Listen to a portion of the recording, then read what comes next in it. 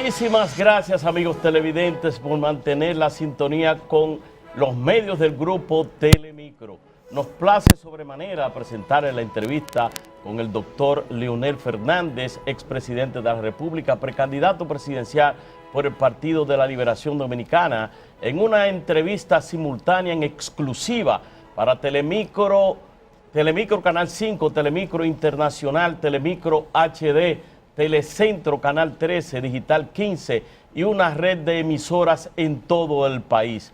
Ahora nos conectamos todos los matinales de los medios del grupo Telemicro, doctor Fernández, que está integrado por Cristian Jiménez y Geomar García de A Diario, por Ulises Jiménez y Ana Mercy Otañez de Despierta RD, el 15, 13 y por el Canal 5. Entonces están Geraldino González, Loreni Solano, Laura Castellanos, Alberto Caminero, que llevaremos esta entrevista desde aquí, desde este set, pero a través también del programa La Opción de la Mañana estarán Gustavo Olivo, Johnny Vázquez, Mayra Ogando, Bienvenido Rojas y William Capellán. Le damos la bienvenida, doctor.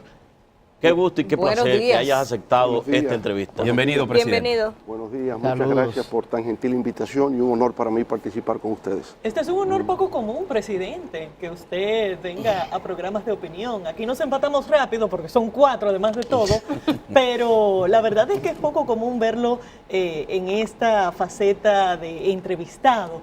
Y es interesante que suceda apenas 6 días de las primarias simultáneas. Anoche usted estuvo en el Cibao, específicamente en Santiago, y es interesante ver cuál es la medida y la temperatura que usted le ve a este proceso ya con tanta cercanía a este domingo 6 de octubre.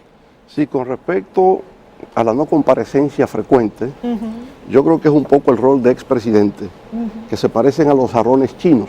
Todo el mundo los aprecia, pero no sabe dónde colocarlos. Entonces, bueno, y eso crea esa dificultad de estar siempre en el medio. Pero, en efecto, estando ya en el conteo regresivo de estas primarias abiertas en el PLD, pues es, digamos, una obligación venir a los medios y explicar exactamente dónde estamos. Y diría que en esta recta final, Laura, estamos muy bien posicionados para ganar cómodamente las primarias del Partido de la Liberación Dominicana. Las distintas mediciones que se hacen, las que hacemos nosotros internamente, más las actividades que realizamos, que son nutridas, compactas, son multitudinarias.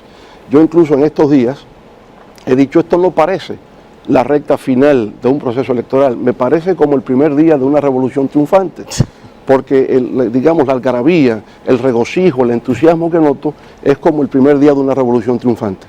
Pero eso es importante. Usted en cada uno de sus actividades políticas de las últimas 2 semanas ha recalcado una expresión: vamos a derrotar el dinero, la arrogancia y la prepotencia. ¿Usted se refiere a el gobierno de Danilo Medina o específicamente al presidente Danilo Medina? No, el poder por naturaleza es arrogante, el poder por naturaleza es odioso. ¿Por qué? Porque los que no están en el poder miran eso como un privilegio. Entonces hay gente dentro de los gobiernos que enfatizan ese aspecto de la arrogancia. Otros creen que el dinero lo puede todo. Y yo digo, la fuerza del pueblo está por encima de todo eso. Digamos, el poder siempre radica en el pueblo. Y en efecto, hemos creado una fuerza de más de 2 millones de personas en estos momentos, que digamos, se constituyen en mayoría electoral dentro del PLD, y eso es lo que posibilita el hecho de que no teniendo ninguna herramienta de poder estatal, solamente apoyándonos en ese respaldo del pueblo es que vamos a ganar los comicios del próximo 6 de octubre. Interesante esto. Usted sabe que yo creo que para iniciar bien esta entrevista sería interesante recalcar su parecer sobre el voto automatizado de la Junta, sobre todo después de que la semana pasada una figura a la que nosotros le tenemos muchísimo respeto y credibilidad, el senador José Rafael Vargas, denunciara de unos supuestos hackers rusos que estarían llegando a República Dominicana para invalidar o alterar el proceso de las primarias, cosa que la Junta ha dicho en reiteradas ocasiones que es imposible porque los equipos no están conectados, pero al mismo tiempo de la transparencia que existe y que se ha manifestado inclusive por parte suya. ¿Qué piensa usted en este momento del voto automatizado de la Junta Central Electoral? Sí, mire, le voy a transmitir una experiencia personal y luego paso al caso nuestro. Cuando yo fui a Venezuela en diciembre del 2015 a unas elecciones congresuales, el sistema de votación en Venezuela era automatizado, pero al mismo tiempo con el voto físico. Y la oposición nos decía, quisiéramos que efectivamente el voto físico pudiese cotejarse con el voto electrónico y que haya armonía, que haya coincidencia entre lo físico y lo electrónico. Y efectivamente el Consejo Nacional Electoral Venezolano apoyó la tesis del voto electrónico y el voto físico, el cotejo del voto físico con el electrónico. Resultado que una oposición que se sentía pesimista, que creía que no podía competir con el gobierno, obtuvo mayoría electoral. Se convirtió en mayoría parlamentaria como consecuencia de que hubo seguridad en el sistema de votación. En el caso nuestro, yo he reconocido cuando la Junta Central Electoral nos hizo la presentación en la Casa Presidencial del PLD, yo acogí con beneplácito el hecho de que fuese un sistema automatizado de votación. Pero al mismo tiempo dije, pero qué bien que esto pueda ser refrendado por el voto físico. Y es que, en efecto, de lo que se trata de un proyecto piloto, lo ha dicho la propia Junta Central Electoral, un proyecto piloto que si sale bien, se aplicaría en las generales de mayo del 2020. Ahora bien, es automatizado, pero cuando el elector toca la pantalla y termina su proceso, le sale un voto físico. ¿Qué hace con el voto físico? ¿Lo tira al zafacón? ¿Se lo lleva para su casa? No, lo deposita en la urna, con lo cual se supone que algún valor político electoral tiene. Entonces, la propia Junta dice que lo que hará es un escrutinio aleatorio de un 20% de esos votos. Pero resulta que es 10% para la parte presidencial y 10% para el resto. A nosotros nos parece que no es una muestra significativa. Es un cotejo, no es que el voto sea físico, será electrónico, pero que coteje con la parte física para tener mayor certidumbre. Y eso, fíjese, esa es la misma recomendación que ha hecho ahora el grupo universitario convocado para hacer la auditoría. Ellos dicen, recomendamos construir un procedimiento de selección muestral de las mesas de votaciones a ser auditadas mediante conteo físico del voto versus el electrónico.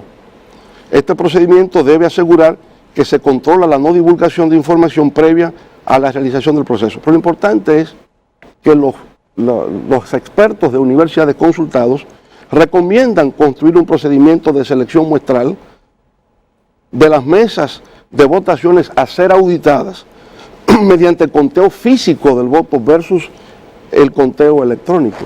Esa es la recomendación de ahora, de este fin de semana. Y por su parte, la Junta, en reuniones que tuvo con delegados de partidos, resolutó esto: aprobar el uso de la solución informática para la automatización del voto que ha sido diseñada y desarrollada por la Junta Central Electoral, la cual será puesta en práctica como proyecto piloto durante la celebración de elecciones primarias simultáneas de partidos políticos que tendrá lugar el 6 de octubre y que a partir de sus resultados, lo que va a pasar el próximo domingo, podrá sustentarse en las venideras elecciones del año 2020. De manera que la propia Junta reconoce que es un experimento, es un proyecto piloto y todos queremos que salga bien. Y para que salga bien, qué bueno que haya una prueba física que sustente la prueba electrónica. Eso le da mayor certidumbre y mayor transparencia al proceso. Presidente Fernández, el precandidato presidencial Gonzalo Castillo hizo una propuesta en el sentido de que se hiciera un pacto para que cualquiera de los ganadores de la primaria respetara los resultados. Usted mismo respondió que dentro del Partido de la Liberación Dominicana ya no se respetan los pactos por el caso de la Cámara de Diputados. Ahora bien, dentro del PLD había un principio, no sé si estará vigente, de respetar el centralismo democrático, que es la subordinación de las minorías a las mayorías. ¿Estaría usted de acuerdo con que se aplique ese principio dentro del resultado de las primarias, que no va a contar el PLD, sino que va a contar la Junta Central Electoral? Mire, con respecto a lo primero, la propuesta del pacto, qué bien, qué bueno que pudiese ser así, pero el pacto, que siempre se ha entendido como acuerdo entre caballeros, requiere de confianza, requiere de credibilidad. Si hemos suscrito pactos para luego violarse, esa confianza se pierde, no hay credibilidad. Por tanto, apelar a la suscripción de un pacto cuando no se respeta lo anterior, o cuando en un pacto previo se ejecuta todo lo que a uno le conviene, y cuando viene la otra parte a ser ejecutada, el pacto se califica como atraco. Entonces eso no es posible. Yo creo que para sustentar un pacto tiene que basarse en la confianza entre los actores políticos, en la credibilidad. Y por eso es que nunca puede violarse un pacto. Todo pacto tiene que ser honrado, en razón de que esa es la base de la confianza que se requiere para suscribir pactos ulteriores. La política siempre es conflictos, la naturaleza de la política es el conflicto. Y los conflictos se resuelven mediante acuerdos, mediante pactos, pero se requiere que haya esa credibilidad y esa confianza. Presidente. Por eso esa propuesta en estos momentos no resulta. Y en cuanto al centralismo democrático, ese es el principio, pero ahora estamos en una competencia y no se pueden imponer reglas a los que están compitiendo más allá de lo que establecen los mecanismos electorales. Por consiguiente, no es un tema de minoría que se subordina a mayoría, sino simple y llanamente respetar las reglas del juego democrático en estos momentos. Sin embargo, en este momento en que se habla de pacto y en que hemos visto que se habla de que el poder está por encima de todo dentro de lo que son estas primarias, a mí me gustaría saber cómo usted va a hacer a partir del día 7 con esa otra parte, con la que primero no se ha firmado ningún pacto porque se viola, y segundo, porque me imagino que serán necesarias al momento de solidificar su candidatura si usted se alza con la nominación. Mire, yo le diría, la experiencia dentro del Partido de la Liberación Dominicana es que una vez superados los conflictos y las diferencias, el partido se reunifica. ¿Qué es lo que quiere el Partido de la Liberación Dominicana? Ganar las elecciones. Ganar las elecciones porque hay un compromiso con la sociedad dominicana de continuar una obra de progreso, de avance y de bienestar. Pero también están los intereses de los propios miembros del PLD, que tienen un empleo en el Estado. El compañero humilde de Nigua que trabaja en aduanas quiere seguir trabajando en aduanas. Y por consiguiente él aspira que esas heridas que se han podido ocasionar con motivo de una competencia, porque es que la democracia implica competencia y competencia es conflictos. Hay que acostumbrarse a eso. Pero una vez superado esa escena, esa etapa, entonces entramos en una fase de reunificación, fortalecimiento, y usted nos verá en las calles. Yo he tenido diferencias previas. En el 2015 yo no estuve de acuerdo con la modificación de la Constitución. Sin embargo, estuve en las calles respaldando al presidente Danilo Medina en su reelección. Porque al final, cuando las cosas suceden, el PLD siempre se unifica porque sabe que su compromiso es con la estabilidad democrática del pueblo dominicano. Presidente, volviendo al tema de la automatización del voto. Sí. He fijado una posición. El senador Vargas habló de hackers rusos. El administrativo Peralta habló de unos mexicanos que habían campaña sucia contra el candidato Gonzalo Castillo. Pero en este contexto, ¿qué satisface a su precandidatura de parte de la Junta Central Electoral? Porque la Junta ha dicho es satisfactorio, término que a mí me parece un poquito insuficiente a la hora de un proceso, pero es satisfactorio, dicen las universidades. Eso es como un 70 o un 75 en nota. ¿Qué satisface su precandidatura? ¿Van el día 6 con lo que ha planteado la Junta Central Electoral o esperan una rectificación? Porque el presidente de la Junta ya ha dicho, fue aceptado por los partidos y se presentó a los precandidatos. Y eso es una realidad. Sí. Ahora, ¿qué pasa? Es la transmisión de los datos en lo que está la duda porque los equipos no están conectados. Eso es cierto. Sí, ¿Qué satisface su precandidato? Primero, una aclaración, porque es que yo pienso que en los medios se ha reflejado una cosa que no se ha planteado. No es sustituir el voto electrónico por el voto físico. Cuando yo veo que dicen, se oponen al conteo físico, nadie está hablando que el conteo sea físico. Lo que se está diciendo es que tiene que darse el cotejo de la votación física con la votación electrónica. Entonces, el 20% no es para la presidencial, es 20%, 10 para presidencial y 10 para el otro. Eso nos parece insuficiente. Creo que si se quiere una muestra de un 50% ya marca tendencia. Y puesto que se trata de un proyecto piloto, a la propia Junta Central Electoral le conviene que haya mayor transparencia y satisfacción de las partes envueltas, porque eso entonces garantiza que pueda fluir mejor para las generales del 2020. Eso no condiciona su participación. No, no condiciona nada. Al fin y al cabo la Junta es que arbitra, la Junta es que administra, pero nos parece que es un pedimento justo y correcto, para bien de todos, para bien de todos, y no contradice la propia esencia de lo que la Junta ha planteado. Ellos dicen, habrá una muestra aleatoria del 20% de las mesas escrutadas, voto físico con voto electrónico. Hernández, Nosotros le pediríamos solamente extenderlo. ¿Usted teme a un fraude electoral? No, yo creo que estamos ganados. O sea, es que es mucho poco. Nosotros vamos por lo menos a duplicar la votación de nuestro adversario interno. Presidente, Estamos hablando de ¿usted siente- 70-30, como dice la encuesta. Eso es un escenario posible, 70-30. ¿Usted Estaremos en ese marco, en ese rango. ¿Usted siente, presidente, que hay uso de recursos del Estado por parte del candidato presidencial, precandidato Gonzalo Castillo, que estaría siendo utilizado en contra suya?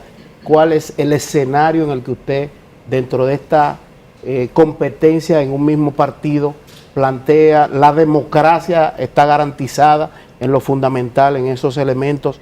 ¿Qué usted opina sobre eso? Mire, yo no le voy a formular un alegato de acusación, pero sí le voy a decir lo siguiente. Si se involucra a ministros para que vayan por las distintas provincias a participar en un proceso electoral interno, ¿cuál es la razón de que ministros estén participando activamente? Usted deja eso en compañeros activos, ¿verdad?, en el partido, pero si ya son ministros, y eso significa el ministro de Hacienda y el administrador del Banco de Reservas, el de la DGI. Bueno, son dirigentes del PLD, presidente. Son dirigentes del PLD, pero son fundamentalmente ministros. Y por consiguiente, hacer uso de esa fuerza, exhibir ese poder, genera dudas. Si no se utilizan recursos del Estado, por lo menos siembra la duda. Incluso Y hay eso no conviene. algunos dirigentes que ocupan posiciones en el Poder Ejecutivo que lo están apoyando a usted. Lo que me parece fantástico. No me opongo a eso.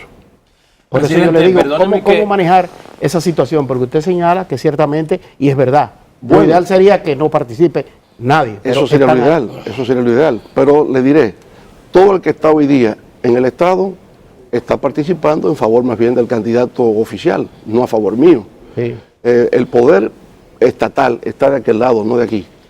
Presidente, perdóneme que vuelva a sembrar la duda sobre la acción, el trabajo de la Junta Central Electoral. Ha dicho el vicepresidente ejecutivo de la FINJUS que no es conveniente en este momento y que no le aporta nada positivo al proceso. La confianza del equipo del presidente Leonel Fernández está cimentada en el trabajo sistemático que ha estado haciendo la Junta y de los resultados que podría dar ese día. No estamos sembrando la duda sobre la capacidad de gerencia dice, de la Junta esa Central persona Electoral. dice Sí, que sembrar la duda, no dice que el equipo está en eso. claro, pero yo no quiero dar la impresión de que estoy sembrando la duda, Muy y por bien. eso la aclaro. Lo que decimos es, apoyándonos en la propia resolución de la Junta, se trata de un proyecto piloto, un plan piloto, donde se combina lo electrónico con lo físico. Porque si solamente se quería el voto electrónico, no había necesidad de emitir un voto físico que se deposita en la urna. No se hace, ¿verdad? O se dice, eso que sale, ese papel, usted se lo lleva para su casa, pero se deposita en una urna. Entonces, algún valor de utilidad política debe tener. ¿Cuál es? Contar, hacer cotejo. Entonces, lo que estamos pidiendo es que se amplíe la muestra, porque un 10% no nos parece una muestra suficiente. Si ya existe el concepto de tener una muestra, ¿por qué negarse a ampliarla? Es un simple cotejo que da mayor certidumbre, da mayor garantía y Pero satisfacción. Leonel Fernández confía en esa Junta. En principio sí, confiamos en principio y confiamos en el sistema de votación, pero no está de más tomar en cuenta esta formulación que Doctor estamos haciendo. Fernández, llegó el momento de comunicarnos ahora con la opción de la mañana. Nuestros colegas de la opción de la mañana, la pregunta es de Mayra Ogando, quien tiene una pregunta para usted. Sí, saludos, doctor Fernández. Bienvenidos de parte de la opción de la mañana. Yo quiero hacer dos preguntas. La primera es, doctor, me gustaría saber en estos momentos cuál es el nivel de comunicación que usted tiene con su entrañable amigo y compañero de partido, el presidente de la República, Danilo Medina. Y la otra es, ¿qué usted piensa de aquellos dirigentes PLDistas que ocuparon importantes cargos durante sus gestiones de gobiernos y que hoy se han convertido en sus más acérrimos críticos y se podría decir que detractores, e incluso algunos de ellos pidiendo su expulsión del partido? Bueno, con respecto a la primera parte, el presidente Danilo Medina y yo siempre hemos mantenido relaciones de amistad, relaciones muy cordiales, que se mantienen al día de hoy. El presidente y yo nos vemos y expresamos mutuamente nuestra amistad. Hemos tenido y tenemos diferencias políticas, pero sabemos colocar esas diferencias a un lado y la amistad es otra. Con respecto a la segunda parte de su pregunta, yo le diría, eso que usted ve que ha ocurrido, aconteció 4000 años antes de Jesucristo. Cuando Moisés bajó del monte Sinaí, se encontró que ya sus partidarios adoraban a otros dioses, hasta un becerro de oro, ¿verdad? De manera que nada ha cambiado, la naturaleza humana sigue siendo la misma de 4000 años antes de Jesucristo. Escuchando eso sería escuchando esa posición suya, entonces sería interesante saber si usted se alza con la nominación presidencial nueva vez y va a dejar a sus compañeritos que estaban ahí en el partido, en el gobierno del presidente Medina, y que pueden tener conflictos, porque para nadie es un secreto los problemas que hay con las denuncias de corrupción, el mal manejo en casos como el de Odebrecht, que viene de lejos, o como el de Punta Catalina, que la gente ha tenido siempre una creencia extraña. Y qué decir del narcotráfico. ¿Cómo usted va a actuar con esos compañeritos que antes le querían, que ahora no le quieren, pero que están en el problema, y que estamos también en un gobierno del PLD? Mire, querer o no querer es un tema del poder. Depende por donde los vientos soplen. Usted conoce bien aquella anécdota de Napoleón cuando se fuga de la isla de Elba. Cuando se fuga, la opinión pública dice, acaba de fugarse el ogro.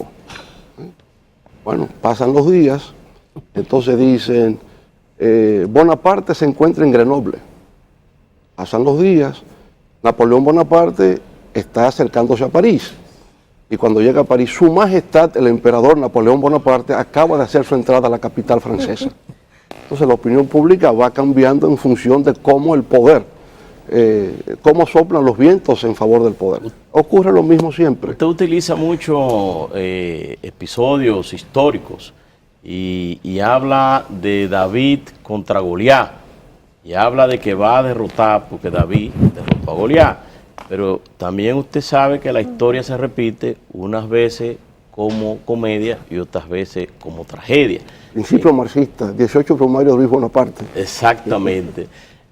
¿Usted cree, esa actitud suya frente a la población de considerarse débil, no le crea precisamente acciones negativas?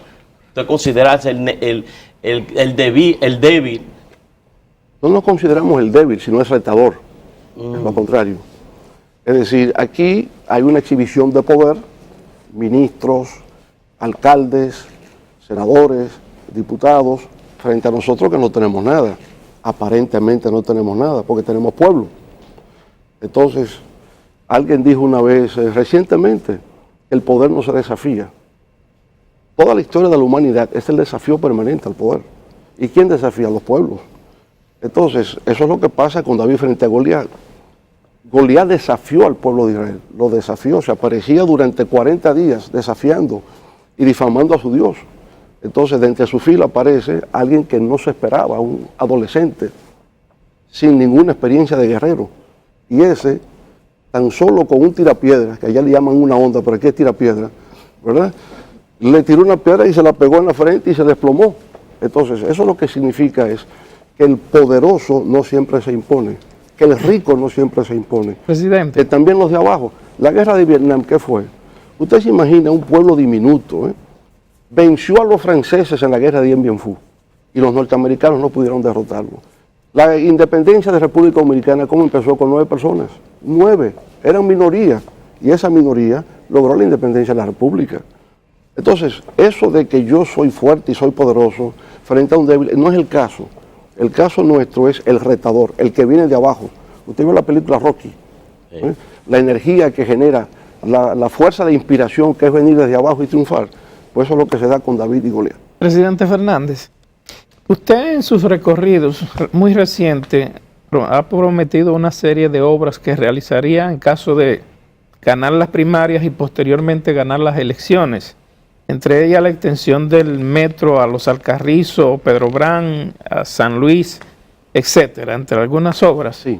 Pero nos llama la atención, por ejemplo, recientemente se dieron a conocer unos datos sobre los altos índices de evasión de impuestos en la República Dominicana. Por ejemplo, se habla de una tasa de evasión de un 60% a nivel general y de un 43% a nivel solamente de ITEVIS.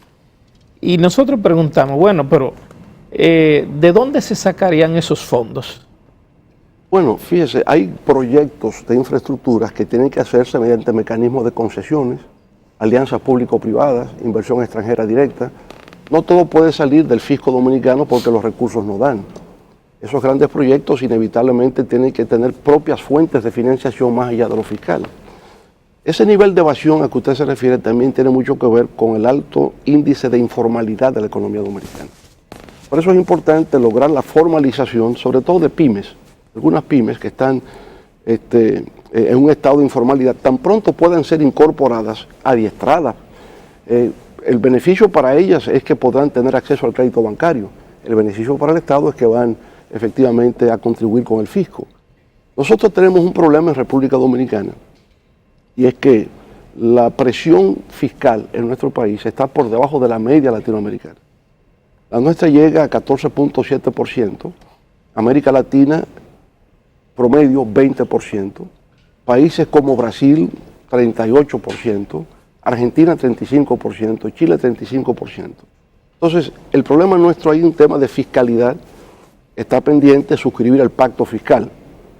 Estoy seguro que eso le corresponderá al próximo gobierno, pero ha habido mucha discusión y ha habido mucho avance respecto de cómo abordar el tema. Va a requerir de mucha asistencia técnica, porque lo cierto es que la economía dominicana descansa en un modelo de incentivos que para poder atraer inversión extranjera no pueden ser desmontados de la noche a la mañana, porque entonces le quita competitividad a las empresas dominicanas.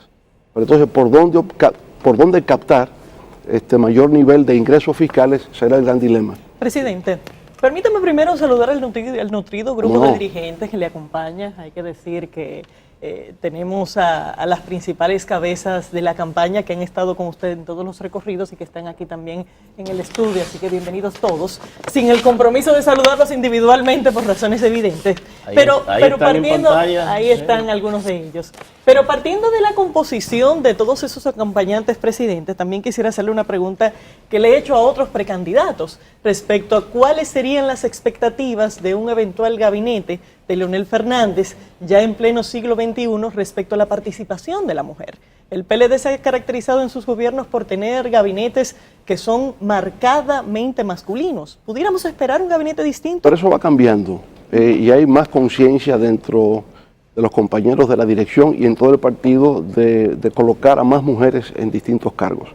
Así que sin dar nombres específicos, le diría que sí, habrá un mayor número de mujeres participando en un gabinete de nuestro gobierno. Interesante eso. Y yo me voy ahora a una frase que usted hizo popular aquí en República Dominicana. El PLD es una fábrica de presidentes. Si el PLD es una fábrica de presidentes, ¿por qué solamente ha tenido 2 presidentes en los últimos 20 años? Bueno, pero fíjese, el tema es brindar oportunidades para que sean. Si no recibe el respaldo ya es otra cosa. Pero ahora mismo, ¿cuántos aspirantes habían? 8 o 9. Ajá. Entonces, han tenido la oportunidad de participar. Otra cosa es que reciban el apoyo. Entonces, el tema es generar oportunidades. Es una fábrica de presidentes, una fábrica de senadores, una fábrica de diputados, porque se brinda la oportunidad de poder ser.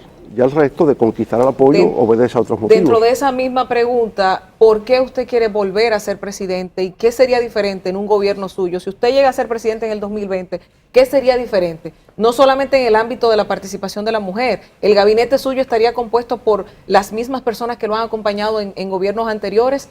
¿Cómo nosotros podemos percibir cuál sería el eje de su Mire, gobierno? inevitablemente un próximo gobierno nuestro implica renovación. Implica renovación de ideas, renovación de conceptos, renovación de prácticas, renovación de personas. Es renovación. ¿Y qué nos proponemos? Una segunda ola de transformaciones en la República Dominicana en 3 ejes básicos: democracia, modernización y progreso. Una segunda ola de transformaciones en esos aspectos. ¿Cómo fortalecer la institucionalidad y la gobernanza democrática en República Dominicana?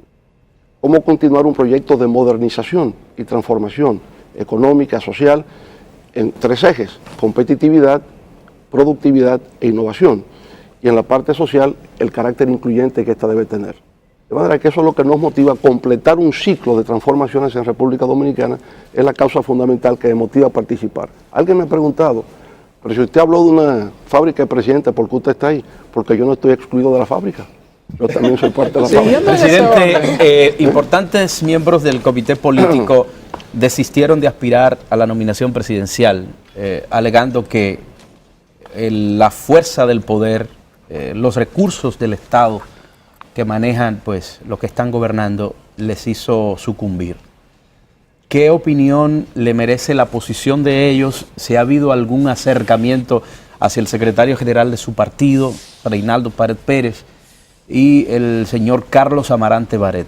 Específicamente a esas 2 figuras que son parte influyente del comité político y son políticos que han estado trabajando 24/7.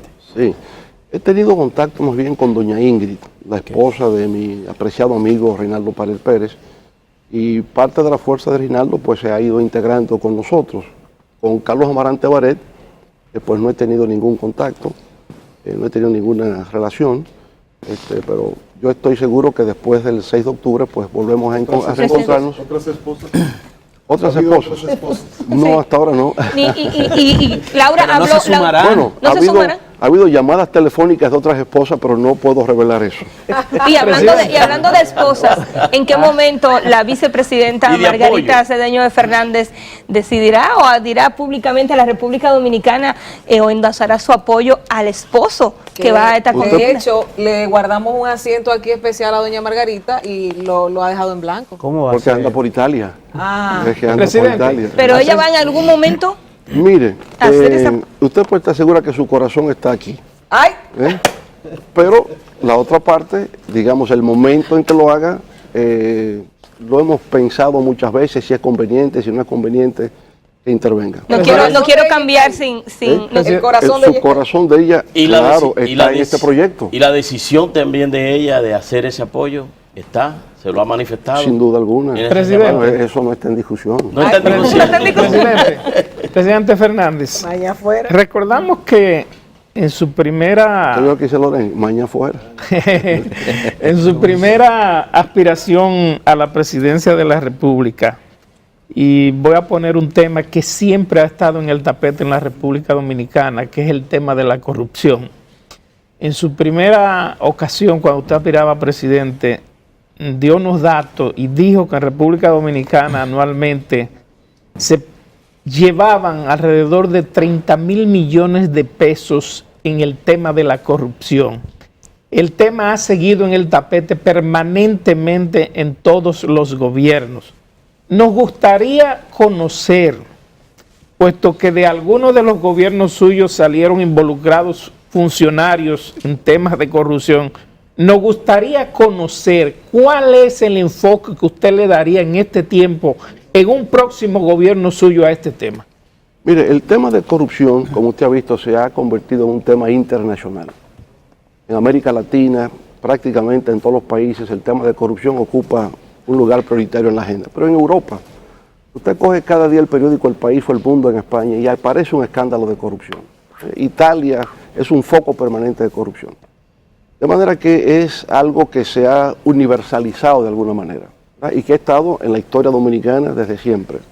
Ahora, ¿hemos sido nosotros indiferentes frente a eso? ¿Hemos sido insensibles? No. Para combatir la corrupción lo primero que se requiere es tener una institucionalidad de tipo legal, porque al final es un tema de legalidad con lo que se está trabajando. ¿Qué hicimos nosotros? Suscribimos la Convención de Naciones Unidas Anticorrupción. Eso fue durante nuestro gobierno. Suscribimos la Convención Interamericana Anticorrupción. Llegamos a un acuerdo con el Banco Mundial, con el BID, con USAID, con Unión Europea, para lo que se conoce como la iniciativa anticorrupción, el ICAP. Y eso se extendió a todas las instituciones del Estado. Una reforma y modernización del Estado, reforma y modernización de la justicia, profesionalización del Ministerio Público, profesionalización del aparato administrativo judicial, el Consejo del Poder Judicial, por ejemplo, reforma a la ley de presupuesto, reforma a la ley de Contraloría, reforma a la ley de Tesorería, establecimiento de la ley sobre contrataciones y licitaciones públicas internacionales. Es decir, todo el mecanismo legal institucional para la prevención de la corrupción se ha hecho durante nuestros gobiernos. Ahora, faltan cosas. Yo diría un próximo gobierno establecer una mejor coordinación entre los mecanismos internos y externos de auditoría y control de la administración pública. Eso significaría, por ejemplo, cómo establecer mejor conexión entre la Procuraduría Anticorrupción, Cámara de Cuentas, Contraloría General de la República. Poder auditar y poder coordinar y controlar por ahí, a los fines de alcanzar mayores niveles de transparencia. Obviamente, cualquier irregularidad, cualquier caso de corrupción, las autoridades tienen que actuar. Porque hay que distinguir entre lo que se llamaría un acto de mega corrupción, que cuando deliberadamente por parte del Estado existe una política orientada hacia la corrupción, que casos aislados individuales específicos de corrupción. Los casos aislados específicos se presentan en cualquier gobierno y lo que procede es que el Ministerio Público actúe y ponga en movimiento la acción pública y la justicia investigue, y si en efecto hay pruebas irrefutables de que así ha sido, pues entonces se establezcan las sanciones condignas. De manera que la lucha contra la corrupción será una lucha permanente que tiene que llevarse a cabo porque está establecido por Transparencia Internacional y por todas las instituciones que trabajan en el tema, que es mayor el índice de corrupción en países con economías emergentes que en países con economías consolidadas. A propósito de ese tema, República Dominicana, quería hacer una pregunta más de la intervención que usted tuvo en el caso de Venezuela, luego el presidente Medina y todo esto, cómo se vino abajo. Pero República, bueno, ahora China, Estados Unidos y nosotros como país en el medio, todas estas dificultades geopolíticas, pero nosotros tomamos como país una decisión de apoyar un órgano regional de intervención, el TIAR, que en algún momento se habló de intervención armada. República Dominicana dice que no, pero apoyó una decisión relativa a perseguir a personas que hayan incurrido en corrupción o se sospeche de corrupción. La política que tiene Estados Unidos de ir a terceros países, dictar sanciones, persecuciones, hasta extradiciones. Nosotros acabamos de votar como país de sanciones a personas indicadas por hechos de corrupción. Me parece algo sumamente delicado. Y fue para el caso de Venezuela. ¿Usted cómo lo ve? Cristian, con tu anuencia y la del señor presidente, vamos a responder esa pregunta después de la pausa. Tenemos que pausar brevemente. Enseguida regresamos. Bueno, continuamos este encuentro especial con el presidente Leonel Fernández, precandidato presidencial del Partido de la Liberación Dominicana, con los medios Telemicro. Nos quedamos con una pregunta, presidente, y la reformulamos rápidamente, relativa a una votación de República Dominicana en el marco del TIAR, aprobando sanciones por corrupción a funcionarios venezolanos, aunque zafan al país de lo relativo a intervención militar.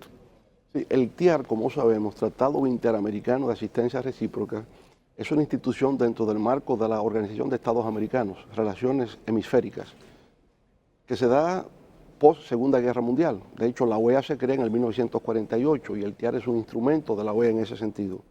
Pero en el fondo es cooperación militar, es asistencia y cooperación militar, ¿no?, que se da cuando la guerra nuestra, la guerra de abril del 65, hubo una ocupación interamericana, fuerzas de tropas interamericanas presididas por Brasil. Eso se da en el marco del TIAR, pero fue una operación militar.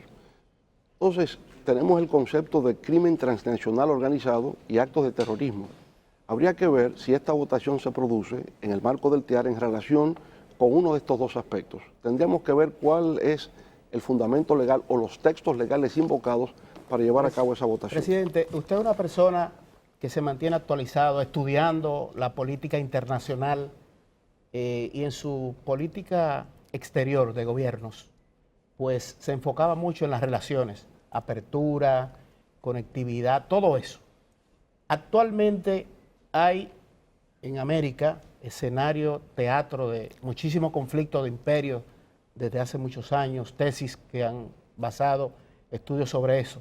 Actualmente está la situación Estados Unidos-China, vamos a decir, peleando el mercado, peleando esas dinámicas de la economía internacional, y República Dominicana se ve envuelta porque recientemente, apenas un año ya, las relaciones diplomáticas con China Popular, la República Popular China, se ve en esto. Nosotros no tenemos las grandes riquezas de países con petróleo, con materias primas muy demandadas en los mercados internacionales para tecnología y todo esto. ¿Cómo República Dominicana, a usted que se le ve ese perfil del estadista actualizado, que procesa información y comprende esa dinámica geopolítica, cómo República Dominicana manejarse en este escenario con equidistancia, sin tomar partido, para que no nos afecte a nosotros? Veamos la historia. Estados Unidos establece relaciones con la República Popular China durante el gobierno de Richard Nixon.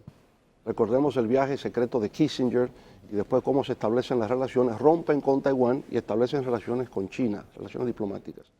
Lo que ha ocurrido en la actualidad es que Estados Unidos tiene un déficit comercial grande con respecto a China. Se ha alegado en algunas ocasiones que ese déficit comercial se debe a que China hace manipulación de su moneda, del yuan. La devalúa, abarata las exportaciones e inunda a Estados Unidos con productos y servicios chinos. Entonces, como forma de, digamos, revertir esa situación de déficit comercial, el presidente Donald Trump se ha planteado establecer aranceles a la importación de productos fabricados en China. Y se ha dado entonces lo que llama la guerra comercial, que se convierte también en una guerra de divisas, porque ciertamente China ha devaluado el yuan en esta ocasión y ya otros países están devaluando sus respectivas monedas, con lo cual se produce una apreciación del dólar. Y si el dólar se aprecia, quiere decir que las exportaciones de Estados Unidos se encarecen. Entonces está esa doble guerra comercial y de divisas en estos momentos. Son las dos principales economías del mundo. República Dominicana tiene relaciones diplomáticas formales con ambos. Obviamente nosotros tenemos una mayor relación con Estados Unidos. El 85% de nuestras exportaciones van al mercado norteamericano. Las remesas de dominicanos residentes en Estados Unidos a República Dominicana son de una importancia extraordinaria para mantener la estabilidad cambiaria en nuestro país. Y al mismo tiempo para generar ingresos adicionales a familias y tener poder de compra.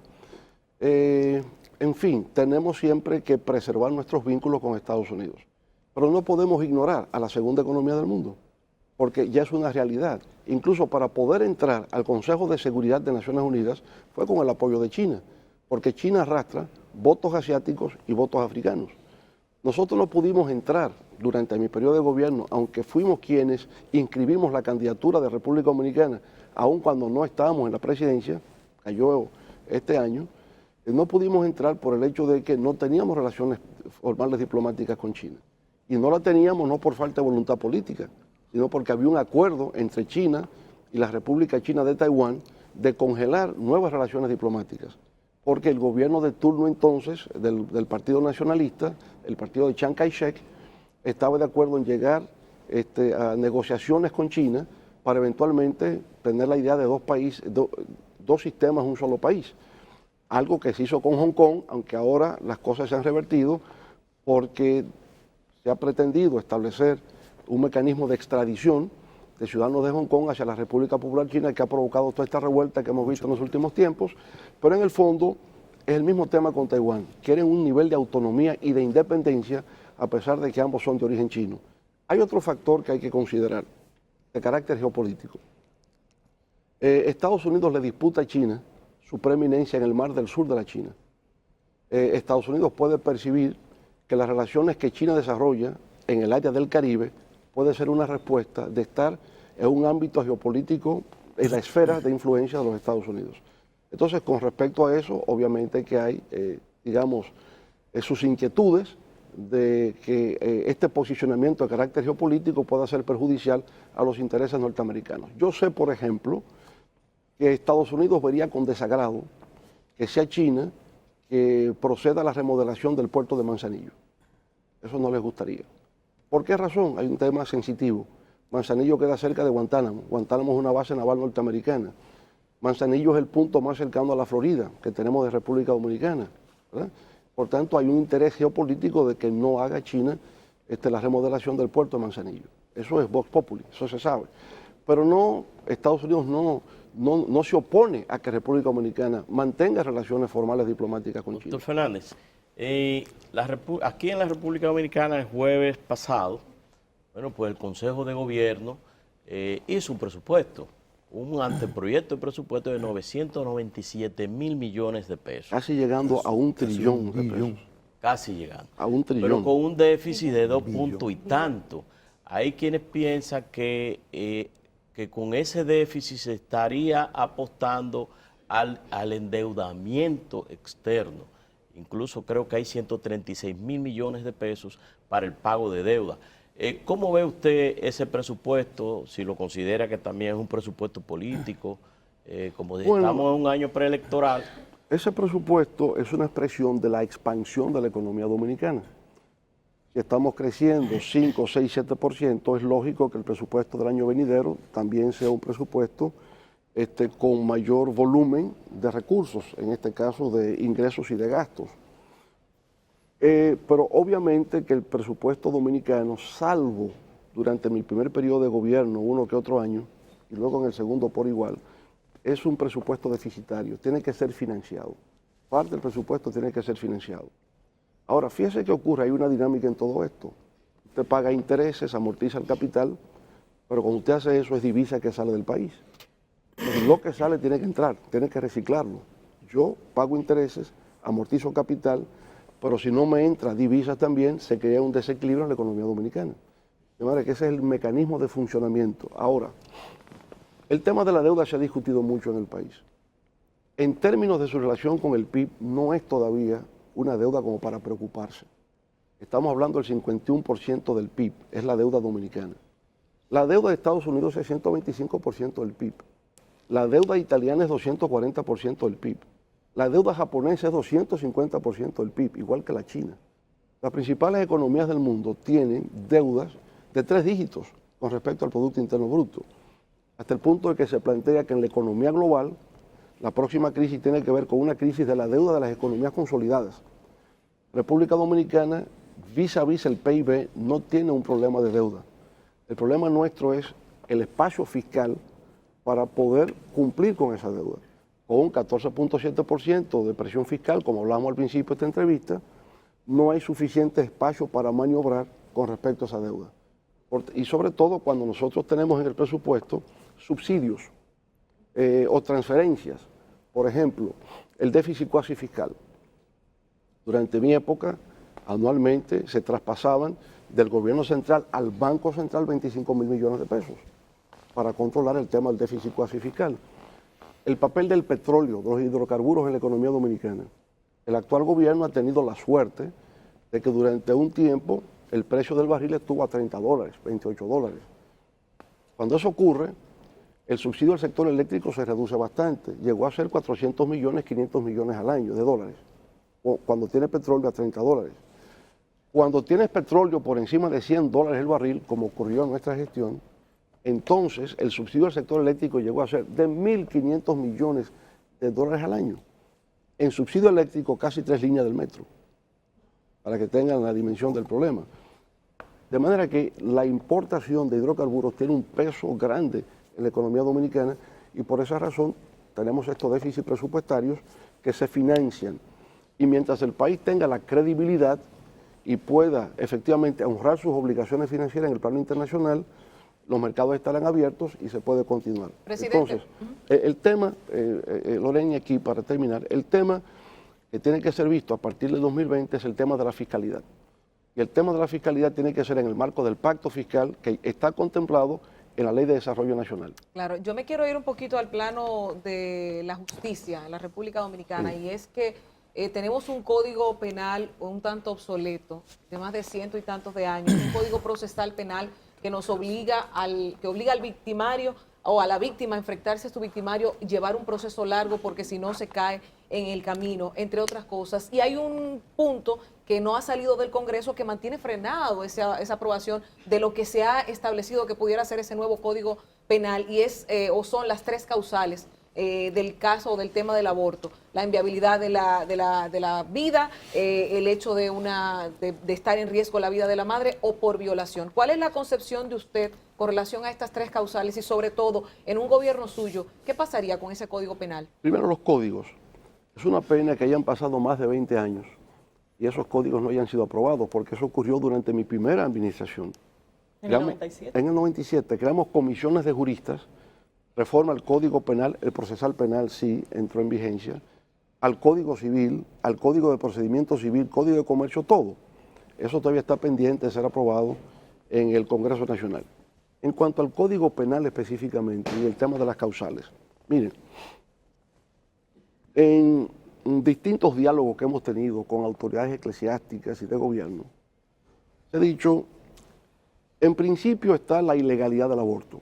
Es un tema constitucional y es un tema que figura en el Código Penal y que figurará en el Código Penal. De manera que el principio es que el aborto es ilegal. Ahora se plantean 3 casos específicos. Algunos dicen, no es necesario que se establezca en el código. En España no está en código alguno. Eso es un tema de carácter jurisprudencial. Los tribunales, específicamente el Tribunal Constitucional Español, falló con respecto a esas 3 causales. Bueno, estaría en manos del Tribunal Constitucional acá el proceder. Yo lo que creo es que eso no debe impedir la aprobación del código. Que se apruebe el código como está, y el tema de las causales será un tema del Tribunal Constitucional como lo ha sido en España. Otros dicen, ni siquiera tiene que decirlo, porque el Código Penal prevé el tema de la fuerza mayor, la causa de fuerza mayor. Y una causa de fuerza mayor puede ser invocada para las 3 causales.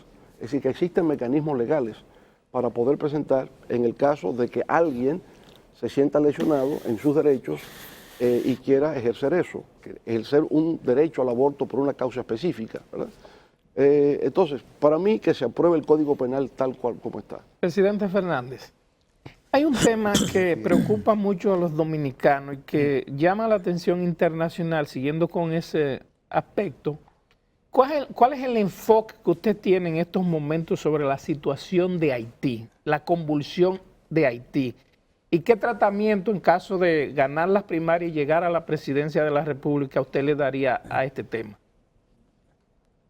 Yo creo que por los acontecimientos que hemos visto en estos días, lo que pasaron en febrero, lo que ocurrieron el año pasado, luego de la aplicación del acuerdo con el Fondo Monetario Internacional, es que definitivamente Haití es un estado fallido.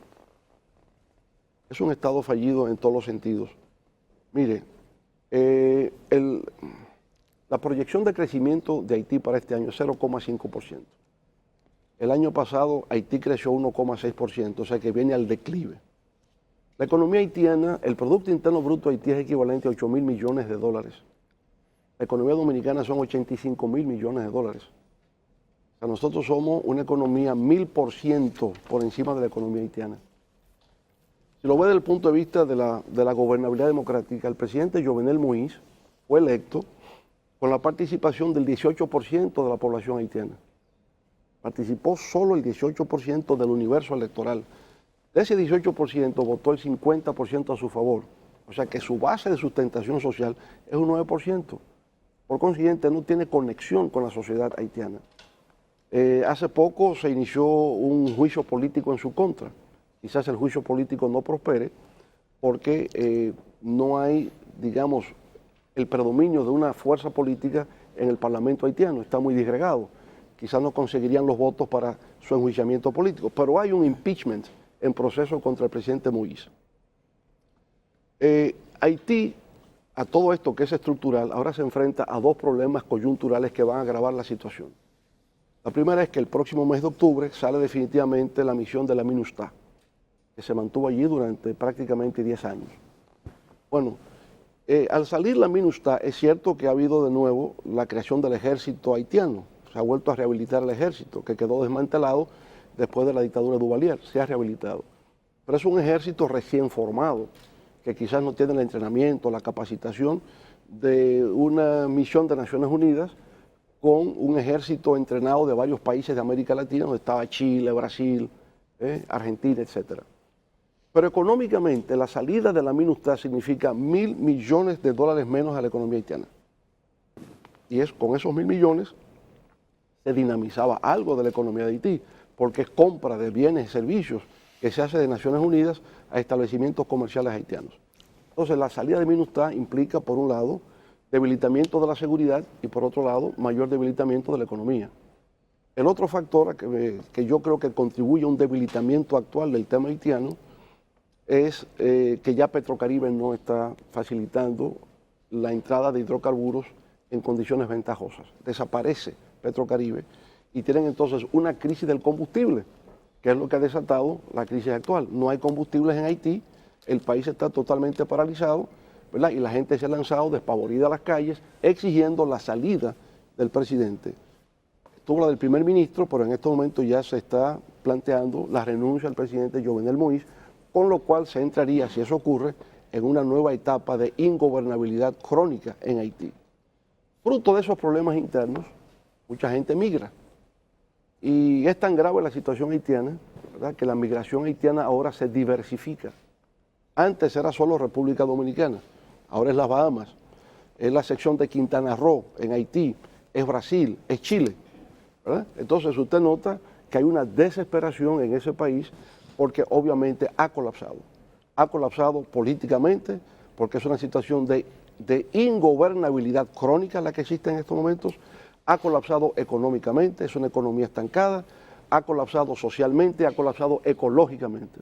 Y obviamente eso es un gran desafío para la República Dominicana, un desafío inmenso, porque un pueblo desesperado, que además está amenazado en los próximos años con no tener agua, porque ese es el otro tema, el acceso al agua potable en Haití se va a dificultar.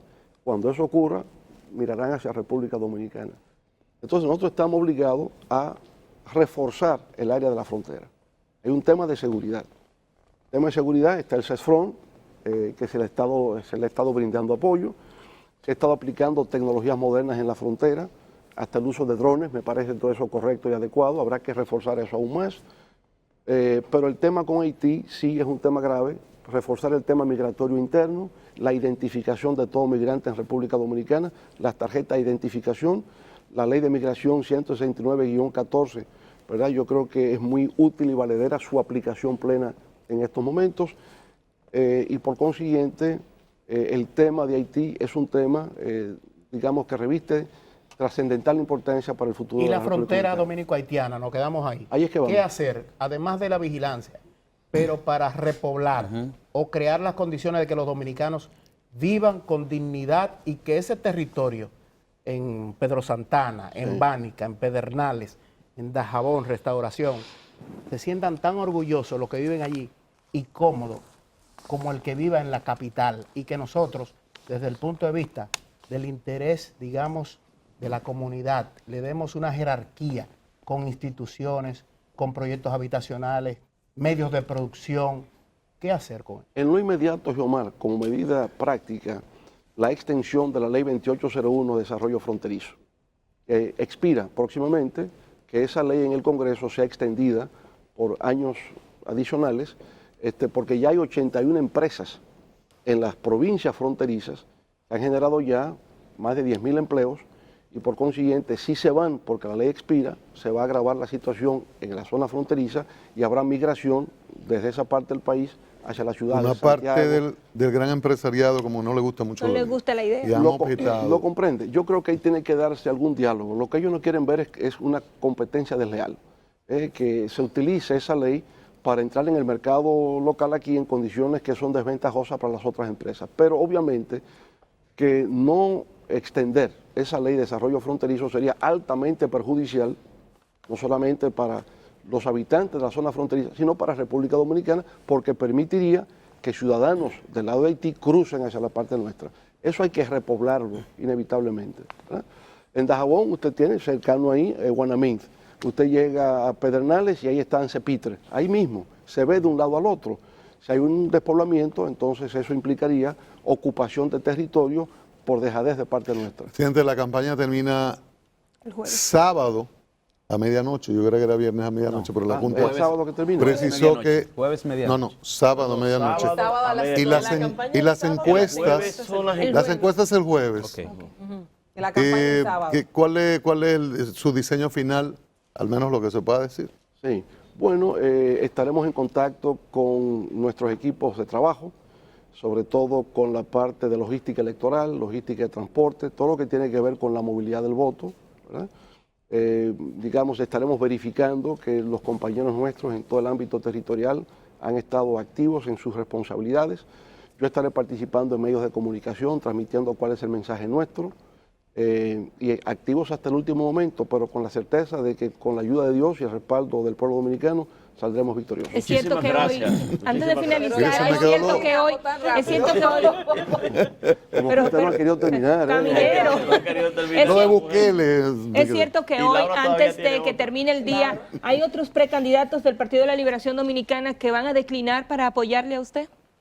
Pero no le transmito eso ahora porque mato la noticia de tiempo. Pero, ¿sí o no? Esperemos la tarde, porque si se lo digo ahora, el Nacional me saca el Ahora, titular en doctor primera Fernando. plana y ya. Perdí la noticia. Y el palo es de nosotros. ¿Eh? Y el palo es de nosotros. El palo de ustedes, pero me limitan el alcance. Sí, pero una cosa, doctor Fernández, sin Mira, el querer ser 70% de la población lo ve, ya va a Ya está conocer la consciente. información. sin querer Ustedes ser siguen aquí. derrotista, ¿está preparado el equipo de Leonel Fernández en una situación de que le dieran una victoria a la parte de... Todos los datos indican que vamos a ganar. Por tanto, no pensamos en ese escenario. No lo piensa. No lo pensamos. Pero si fuera así, si ganara Gonzalo Castillo, ¿usted se sumaría a apoyar al PLD? Es una hipótesis que para nosotros no resulta posible. Pero usted De sabe, hecho, tanto se lo que lo pregunté pensamos. a él también Sí. cuando vino aquí Sí, y sí. me dijo que se sumaría a apoyarlo a usted. pero usted Porque sabe muy que va a bien- perder. Usted sabe muy bien, presidente. Usted sabe muy bien que en la campaña electoral, el que no busca los votos de aquellos que dicen que van a votar, usted que ha presentado 2 millones de firmas, si usted no busca a esa gente que vaya a votar ese día, usted pierde. Sí, ¿Usted pero- está preparado para eso? Lo tenemos ¿La logística? completamente organizado. Completamente organizado. Tenemos 183,000 multiplicadores electorales cuya función es esa. ¿Qué nivel de participación usted cree que tengan estas primarias, presidente? Mire, difícil predecir porque es la primera vez, Sí. pero hacemos cálculos. En presidenciales, 70%. Congresuales, un 50%. Yo diría, si va al 40%, yo diría que sería un gran éxito. 40% de 7 millones. Sí. Por tanto, sería una participación masiva, aún así. 2 millones y medio Ahora, yo he sería, visto vamos a ver. tal nivel de entusiasmo en esta campaña que, mira, a lo mejor llega al 50% de las congresuales. No lo descarto. No lo puedo pronosticar porque no tenemos antecedentes, pero es posible. ¿Usted descarta entonces la victoria de la oposición el 17 de mayo del 2020? Pues solo se habla de que si ganan, el que ganó es el presidente. Sí, y la oposición, ¿no hay posibilidad? Si las elecciones fueran hoy, nacionales, PLD 57, PRM 36. Con cualquiera. Con cualquiera. Cualquiera. Espérese, con cualquiera no. Con cualquiera, con el que va a ganar el domingo. Señor presidente, gracias por haber estado con gracias. nosotros en esta transmisión especial del grupo Telemicro. Ha sido un placer conversar con usted. Gracias también a todos los dirigentes que estuvieron acompañando al expresidente Leonel Fernández y también precandidato del Partido de la Liberación Dominicana para las primarias simultáneas de este domingo. Agradecemos a los compañeros también de A Diario, Despierta RD, La Opción de la Mañana y por supuesto Matinal, así como también a los distintos medios del grupo Telemicro que han estado en esta transmisión: Telemicro, Canal 5, Telemicro HD, Telemicro Internacional, Telecentro y Digital 15. Gracias a todos por la sintonía. Hasta aquí esta entrega especial del día de hoy. Feliz resto del día para todos.